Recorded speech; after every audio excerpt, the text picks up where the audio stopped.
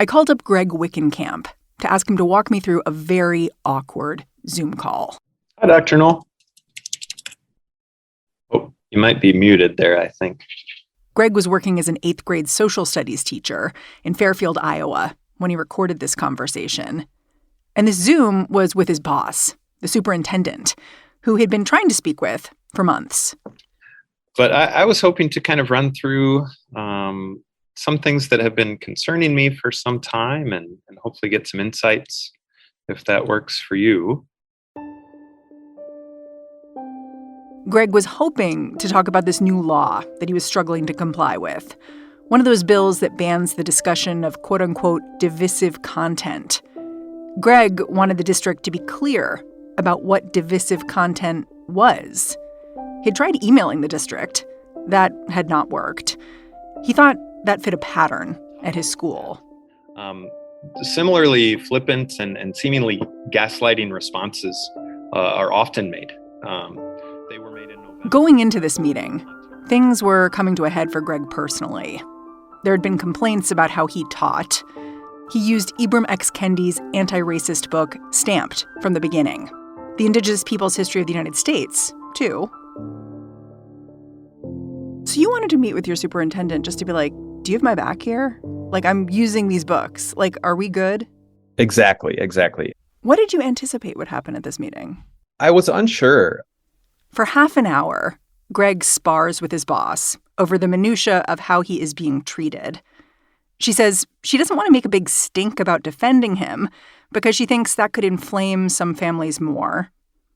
And then, with just a few minutes until this meeting is set to expire, Greg asks this question that it feels like he's been itching to get out. Your stance and your support has sort of been to say, stick to the facts. Knowing that I should stick to the facts and knowing that to say slavery was wrong, that's not a fact. That's a stance. Is it acceptable for me to teach students that slavery was wrong?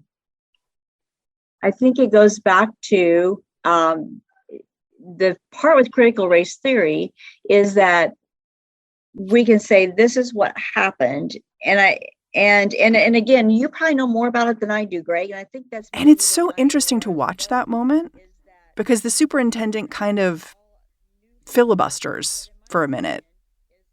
I don't know if it felt like that to you in the moment. No, absolutely. That's a great word. And it was fairly demoralizing. To say, is slavery wrong? I really need to delve into it to see, is that part of what we can or cannot say? And I don't know that, Greg, because I just don't have that. This is when Greg's eyebrows shoot up and he puts his head in his hands. Wow. I'm sorry on that part. You seem surprised by her response in the moment. Is that fair? Yeah, I was somewhat surprised just because it was so blatantly sort of wishy-washy. I thought surely this will be a question that can be answered in the affirmative. Yes, of course, teach slavery was wrong. That's in fact partly why young people need to study history, so we don't repeat mistakes of the past. And so I think it really shows how the political landscape has pushed schools and misshaped the potential for education. I wanted to talk to Greg because we're in the middle of an ongoing fight about what we can and can't teach kids in American schools. The Florida legislature is considering a ban on discussing menstruation with elementary kids. And a teacher like Greg, he seems so gently reasonable, asking, what are we doing here? And why? When you hung up the line, what did you do? Did you, have a drink? I was sort of despondent. I immediately called a couple friends and whoever would pick up the phone got to have an earful. And then when they had enough, I'd called the next friend. And I was sort of in shock. Teaching is something I've tried to dedicate my life to in many ways. Thankfully, I have a very wonderful network of support to which I was able to turn. Those folks all sort of said what I needed to hear. And that was like, you're not crazy. The situation is crazy. And it's disappointing and sad. Today on the show, what can and can't be taught in school these days. And what happened when one teacher tried to find out. I'm Mary Harris. You're listening to What Next? Stick around.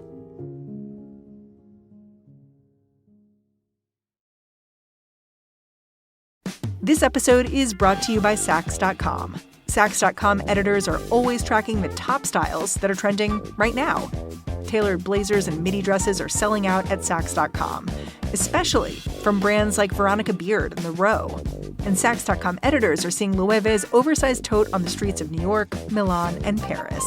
If you want your own free personalized trend recommendations, Saks.com stylists can do that and more. Plus, there's free shipping and returns all the time at Saks.com.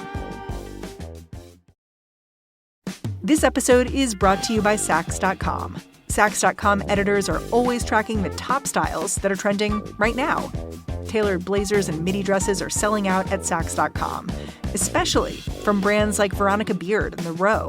And Saks.com editors are seeing Loewe's oversized tote on the streets of New York, Milan, and Paris. If you want your own free personalized trend recommendations, Saks.com stylists can do that and more. Plus, there's free shipping and returns all the time at Saks.com. Smoothie King asks, what's that sound? That's the sound of hearts popping out of your eyes when you see Smoothie King's all-new smoothie bowls. These Power Pack beauties are just waiting to be spooned. Our smoothie bowls start with acai or pitaya and are handcrafted with fresh toppings like sliced bananas, sweet berries, ripe mangoes, crunchy Purely Elizabeth granola, and a savory peanut butter drizzle. That's the sound of a smoothie bowl being made fresh, just for you. The new Smoothie Bowls menu, only at Smoothie King. You taught 8th grade, right? I did. In that district, I taught 8th grade social studies. Why? Like, it's such a hard age. It is. Kids are so, they're in this transition, right? Right. What did you like about teaching adolescents? I really enjoy it, in part because you can have the sort of silly fun that you might have in an elementary school classroom, the play, learning through play, but then you can also start to go a little deeper in content. The students at that age are really developing their sense of self, and they're able to also look sort of at the world in more broad ways than they might have been as younger people. And so I really, really enjoyed working with students to try to help them think critically and broaden their sense of self and broaden what might be possible in the world and through their lives. And seeing the students learn at that age is really exciting.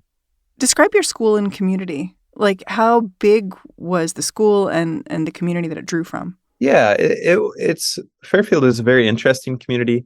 It's a rural Iowa community. I saw roughly 100 students or a little less each year, but a really interesting and rich town with good restaurants for rural Iowa. What did it mean to teach social studies there? Like, what kind of subjects were you covering in 8th grade? Yeah, we covered the whole gamut: economics, geography, really history was kind of the major focus. But just social sciences generally. And really through that, my intention was to always inspire critical thinking and people who could then engage as citizens in a democracy, actively engage. One of the books Greg thought did a good job of inspiring critical thinking was that Ibram X. Kendi book, Stamped from the Beginning. It explores the history of racism in the U.S., but it also pops up with some regularity on anti-critical race theory book ban lists. I think it's just a really remarkable book. And I think especially the youth adaptation by Jason Reynolds, I think is both provocative, but also deeply grounded in scholarship and also accessible for young people. What did you want your students to take from it? Yeah, I wanted them to start to think critically about race, which is often something, especially in Iowa and the Midwest, that people are hesitant to explore in any critical way. Yeah, were they open to that? Many students were, and many students, and I think, especially after 2016, and then again after 2020, were sort of hungry for a deeper understanding, because that was lacking generally in K-12 education for many students. When the students weren't open to it, what did that look like? You know, what was always interesting is oftentimes when I would start a unit or lesson, the first day students would be incredibly engaged. And then after perhaps visiting with their families or something, they might occasionally bring back these sort of biases against the particular content.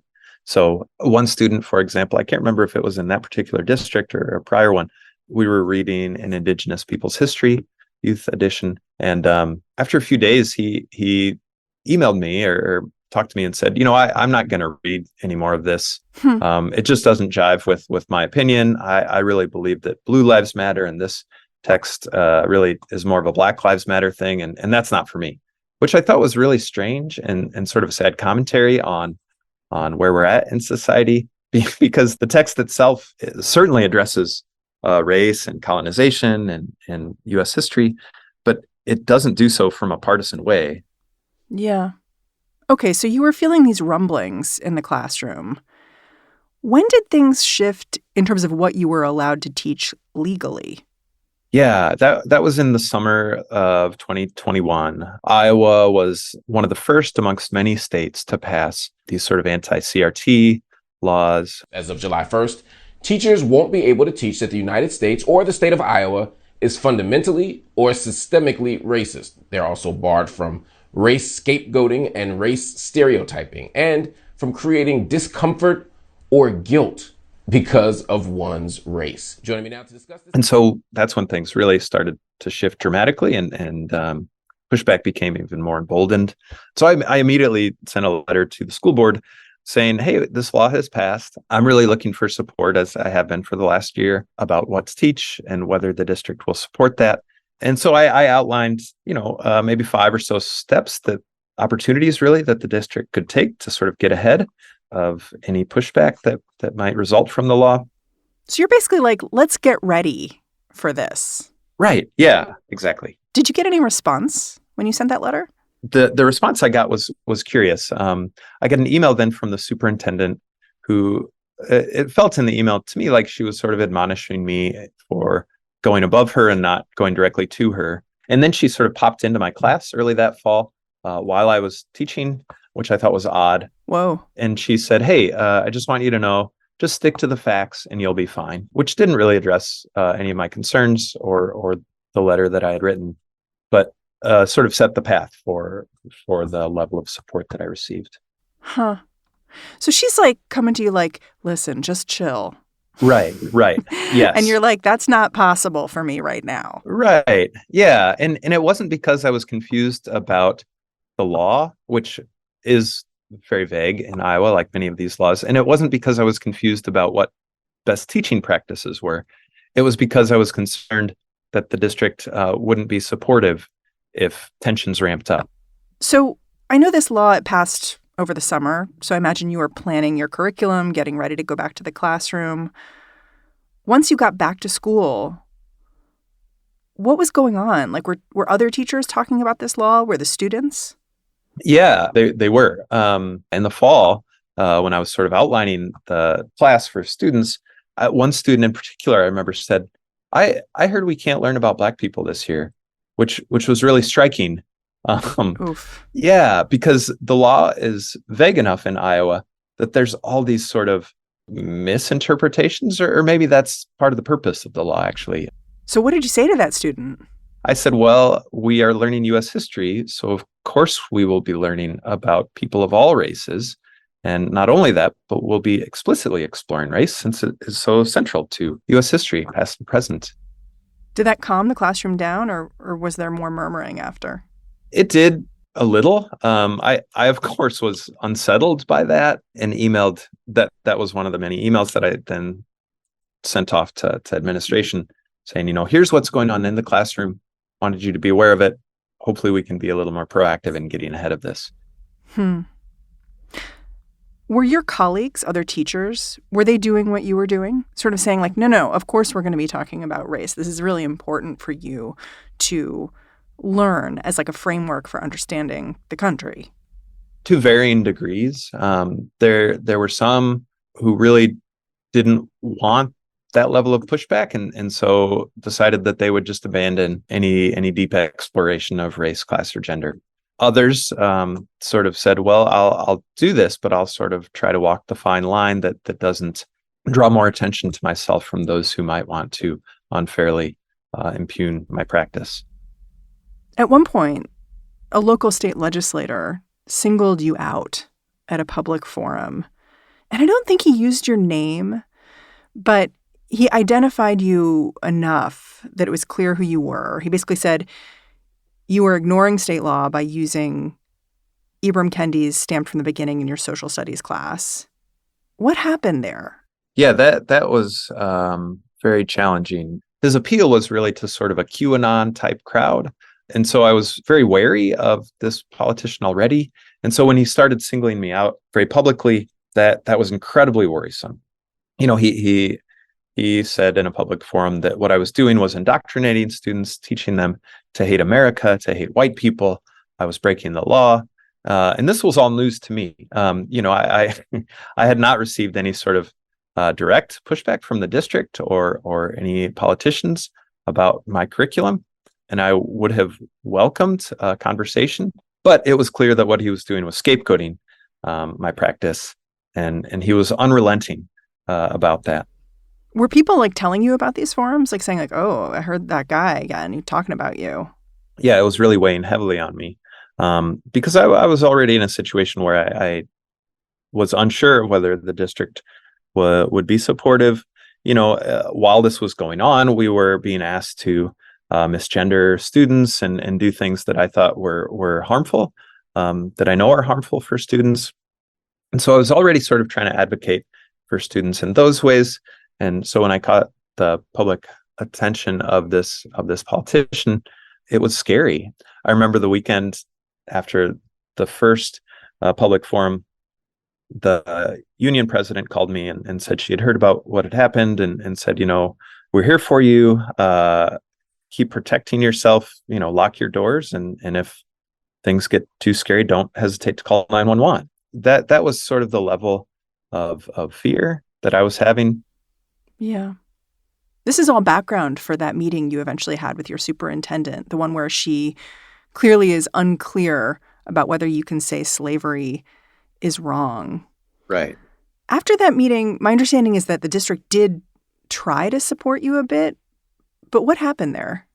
Yeah, that was really interesting. Another school board member who happened to teach social studies in a neighboring district, he was sort of curious about how I was teaching and what I was teaching. And so we reviewed that. And sadly, his guidance was sort of that I should sort of both sides controversial events or give space to not just the North Union during the Civil War and the build up to it, but space to the Confederacy, and not in a way that necessarily said, well, obviously the Confederacy was an error, but to say, well, some people thought this and other people thought that. And he applied this example also to the Holocaust, saying, you know, we want to share that many people believed the Holocaust was wrong, but you also want to say, here's why some German people embraced it. And so reflecting on that, I followed up with an email. I said, you know, these are 8th grade students, and that would be a real disservice to these young people. Of course, we want them to form their own judgments. And of course, we want to present a broad variety of perspectives. But to sort of imagine that we should or could be neutral on these issues like slavery or the Holocaust is really to the detriment of young people. When we come back, how the fight over what can and can't be discussed in school expanded over the last year.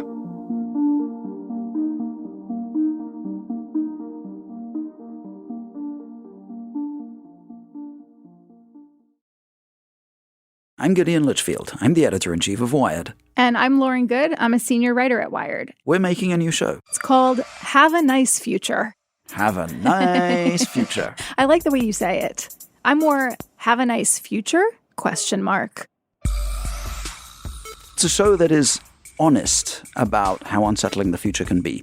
It's exciting, it's a little scary, but the message that we want to leave you with is that it is okay to be uncomfortable. And this is an interview show, which means we're going to be bringing on the people shaping this future, the top technologists and thinkers and creators who we talk to all the time for our jobs. We're going to ask them about living in this uncomfortable world, about the big challenges we face, about the challenges they're creating.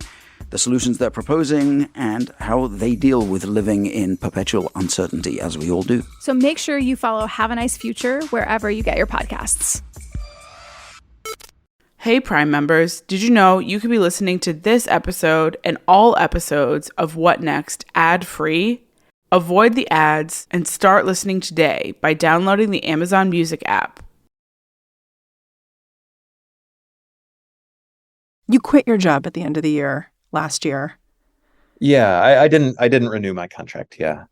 How did you come to that decision? You sound like you love teaching, like talking to you, like you're a teacher. You just are a teacher in how you speak.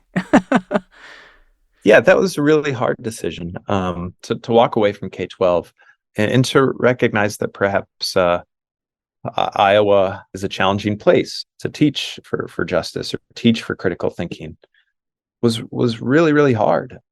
You know, teaching is something that I thought long about before entering and thought that is what I would do until I retire in some way or another. And so to not renew my contract was really, really a hard thing. Many proponents of laws restricting what's taught in schools, what they say is that children can't grapple with racism, that teaching white kids about racism will make them hate themselves, that teaching not white kids about racism will make them hate white kids or even feel bad about themselves as well. You taught kids for more than a decade. In your experience, was that true? No, not at all. I mean, whether you're explicitly teaching about race or not, you're teaching about race because it's such a fundamental thing to the United States and the world. And so I think to remain silent on it just allows whatever prejudices are floating out there, namely white supremacy, to be adopted by many students to their detriment. Or there's, for example, the sort of doll test where students are asked to identify amongst a black and white doll, which is beautiful and which is good and which is bad. And these are like elementary students who are already reflecting sort of racial prejudices and white supremacy. And these tests have been repeated and repeated. And so I think, you know, if students are young enough to reflect the white supremacy of society, they're old enough to learn about it. One of the most interesting things about those doll tests is that they found that Black children also preferred the white doll. Right. And I think that's so important because part of what I think people misunderstand about an academic like Ibram Kendi is they frame his viewpoints as teaching that white people are bad because they have these beliefs about Black people. When in reality, what he's teaching is that we all swim in a like racism soup and we're all absorbing these ideas. And so it impacts all of us. And it's like a subtle distinction, but so important. Yeah, absolutely. Yeah. Are we talking about white people or whiteness generally? You know, this sort of prejudice that attaches itself to race. And I think that because as a society, many of us don't fully understand that, people become defensive. In the months since you left the classroom, politicians in Iowa have only widened their attacks on public schools in many different ways. In addition to race, there's now a lot of talk about gender and sexuality. Your governor gave this speech where she was sort of characterizing people opposed to her administration. She's a quite conservative Republican. The way she put it was, you know, they think patriotism is racist and pornographic library books are education. They believe that the content of our character is less important than the color of our skin. They believe children should be encouraged to pick their gender. And for the parents, well, they're just in the way. Well, I wonder how you hear something like that, because it sounds like what you started seeing in 2020, it's only kind of metastasizing. Yes. Yeah, no, it's only growing and it's scary and it's sad, I think. And I think it reflects this sort of narrow view of what the U.S. is and can be, and this narrow view of patriotism. And so I think if we really want to live to our highest ideals, we owe it to students to teach them to think critically about these things. Yeah. I mean, in the years since you left the classroom, Iowa legislators have banned gender-affirming care for trans youth. The House has passed a bill that would prohibit the teaching of sexual orientation and gender identity in kindergarten through 6th grade. There's a bill that limits bathroom use in schools to quote-unquote biological sex. There's curriculum measures that remove the requirement to teach students about HIV, and that's just awaiting the governor's signature. If you were back in the classroom now, would you be able to have the kind of open conversations you want to have with kids? That's a really great question. I don't know. I think it would depend on the district, how supportive they were of all the students, how they interpreted these laws. And I think we're approaching a time when supporting students in these ways is becoming illegal. And I know people with trans kids who are considering leaving the state just because of that, because they want their students to grow up in a safe and supportive environment, which Iowa is becoming less and less.